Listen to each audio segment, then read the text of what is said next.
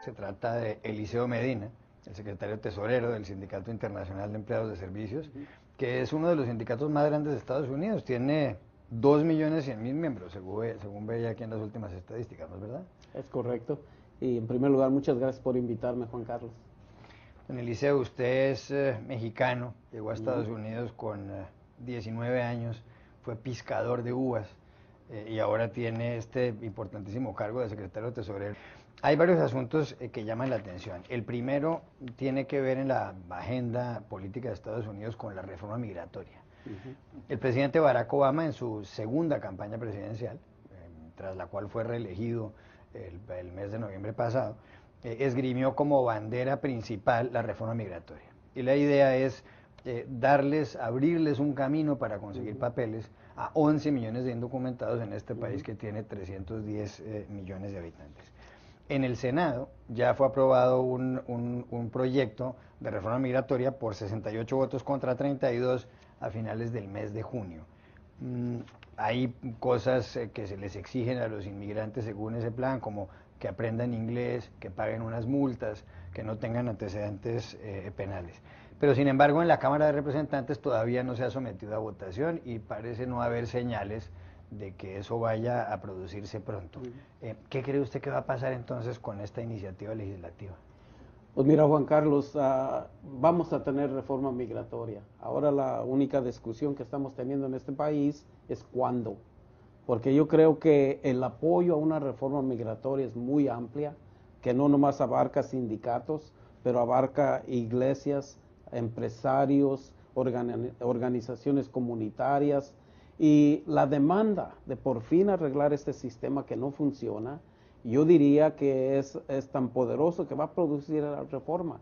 El Partido Republicano, desgraciadamente en este país, sigue siendo un obstáculo a esa reforma, pero para eso estamos movilizándonos, para hacer presión, para asegurar que tomen acción y voten a favor de una reforma.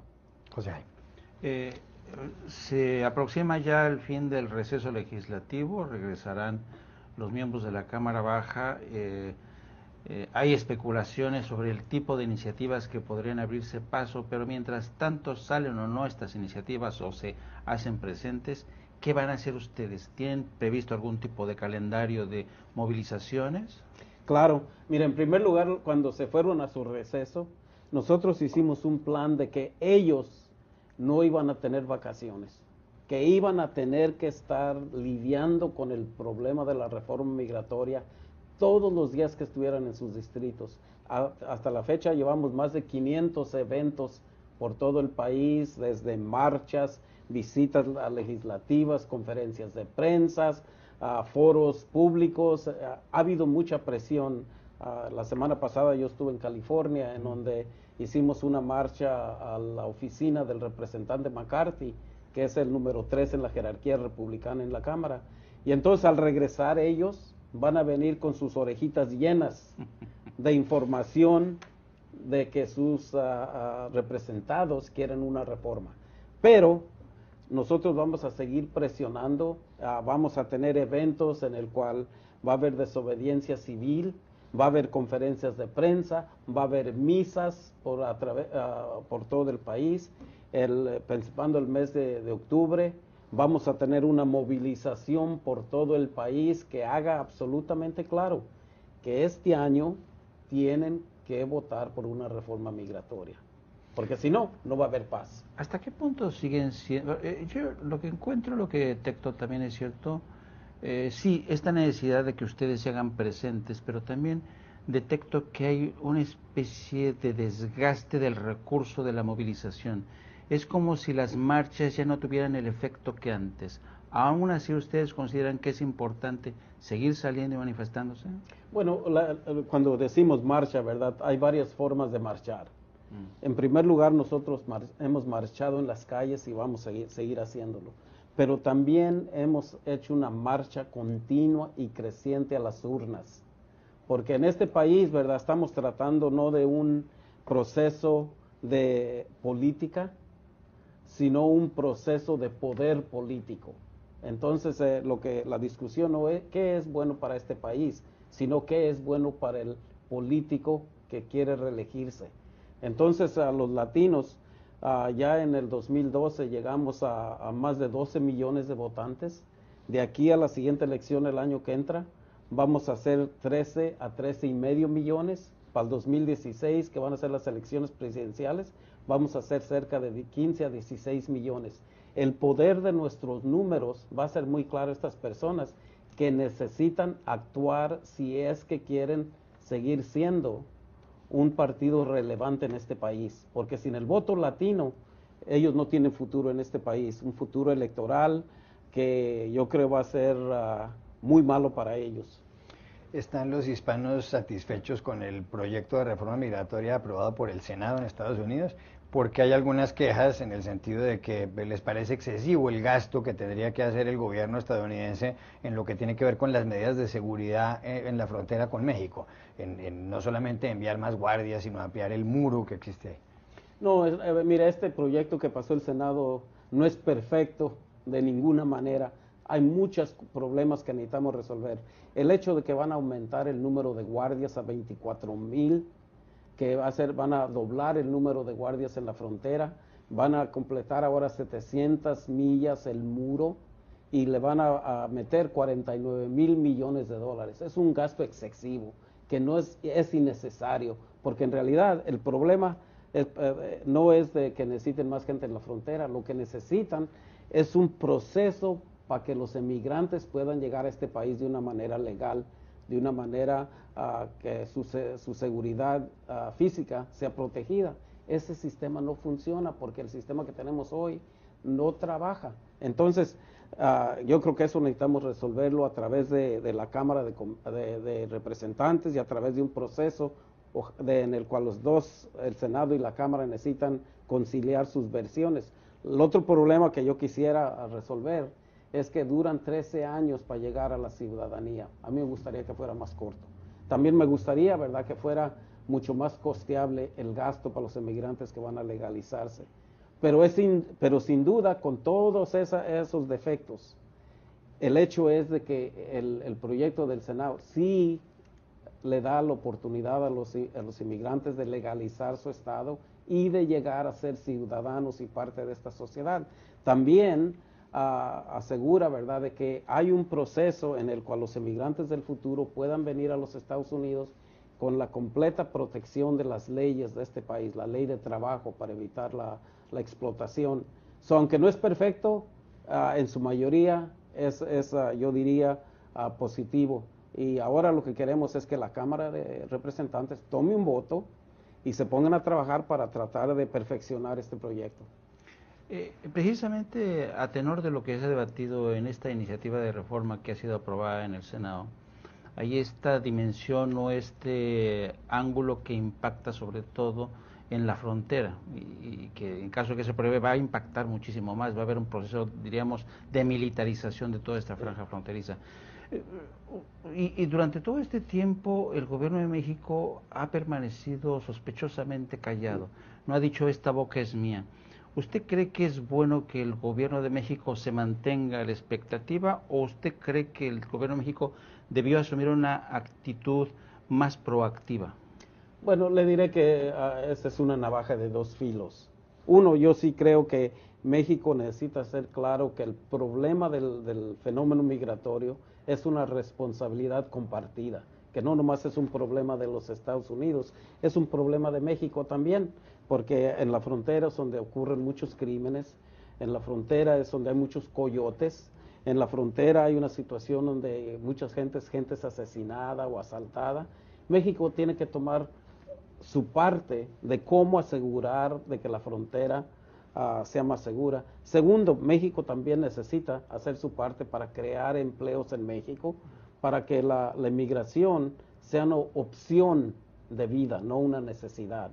Hasta ahora no lo han hecho. El otro lado de la navaja es de que si México públicamente interviene en el asunto interno de este país sobre la reforma, que eso lo podían utilizar los antimigrantes para justificar que dicen esta es una intervención de otro país en nuestro negocio y lo podrían usar de pretexto para no actuar sobre la reforma. Yo diría que lo que México necesita hacer es ser muy proactivo en lo que ellos les incumbe en su lado de la frontera, en asegurar que su gente tenga mejores empleos. Y desgraciadamente yo creo que hasta ahora, en todos los años que tenemos, yo no he visto que tomen esas acciones y me gustaría que lo hicieran. Y el color político de Texas es importantísimo en todo esto, ¿no? Y yo creo que sí, Texas es un estado que de alguna manera se está convirtiendo en el principal corredor de la inmigración indocumentada. ¿Usted cree que este fenómeno o este problema va a ir a más? Mire, desgraciadamente yo creo que esto de la frontera, de los muros, de la militarización, va a empeorar, no mejorar la situación, desgraciadamente. Y yo creo que tenemos un sistema que está enfocado de una manera en contra de los inmigrantes, no en contra del crimen. Ahorita estamos gastando como cerca de 18 mil millones de dólares. Al año. ¿Y a dónde va ese dinero? Ese dinero va a arrestar a campesinos, a trabajadores de fábricas, a jardineros, a gente que quiere venir nomás a trabajar. En realidad lo que deberían de hacer es proveer un sistema que funcione y entonces el dinero que tienen podían enfocarlo contra los narcotraficantes, contra los criminales y no contra los trabajadores, y les va a sobrar dinero que mucho necesitamos para el sistema escolar en los Estados Unidos, para el sistema de la salud, para asegurar de crear más empleos. Y eso es lo tonto de este sistema. No solamente no funciona, pero le está costando miles y miles de dólares a los contribuyentes que pagan con sus impuestos por un sistema que roto, que lo único que hace es crear más problemas, no solucionarlos. Los hispanos en Estados Unidos son hoy algo más del 16% del total de la población. El 71% de los hispanos votaron el pasado 6 de noviembre por Barack Obama y no por Mitt Romney, el candidato republicano. Sin embargo, Obama, por ejemplo, en su primer periodo como presidente, deportó a casi 1 millón de inmigrantes indocumentados, es decir, más que el total de los que había deportado George W. Bush en 2 periodos como presidente norteamericano. ¿Están los hispanos contentos con Obama hoy? Pues yo diría que el presidente Obama lo que ha estado haciendo con las deportaciones es un gran error de su parte, porque él tiene la autoridad como presidente para poder decir, yo voy a crear una situación donde los que están aquí puedan tener alguna protección para no separar familias. No lo ha hecho. Yo creo que eso es un error y nosotros le hemos tachado eso. Pero al mismo tiempo él fue el que aprobó una medida para los soñadores, para los jóvenes, para que pudieran permanecer en este país. Y él ha sido muy constante en apoyo de la reforma migratoria. No hay duda para mí, él es mucho mejor que Mitt Romney hubiera sido y pudiera ser mejor, pero es lo que tenemos. Para el año 2050 se calcula que el 25% de los habitantes de Estados Unidos serán hispanos, es decir, que 1 de cada 4 pobladores de este país tendrá origen hispano. ¿Cree usted que pronto, en algunos años, en algunas décadas, habrá un presidente hispano en Estados Unidos, así como hoy tienen por primera vez en la historia un presidente afroamericano? No hay duda, no hay duda en mi mente, porque el hecho de que hubo un presidente afroamericano ha roto la barrera invisible que no dejaba campo a que personas de color pudieran aspirar a ese puesto. Yo diría que el primer presidente latino de los Estados Unidos ya nació. No sabemos quién es, pero yo creo que ya es una cuestión de que no de si va a haber un presidente latino, sino cuándo. Igualmente, como ya no es una cuestión si va a haber reforma migratoria, sino cuándo.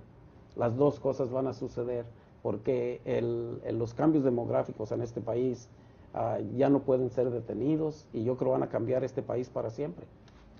A propósito de los cambios demográficos, siempre que se habla de la comunidad hispano-latina se le presenta como este gigante que poco a poquito va despertando, se va desperezando y empieza a mostrar músculo.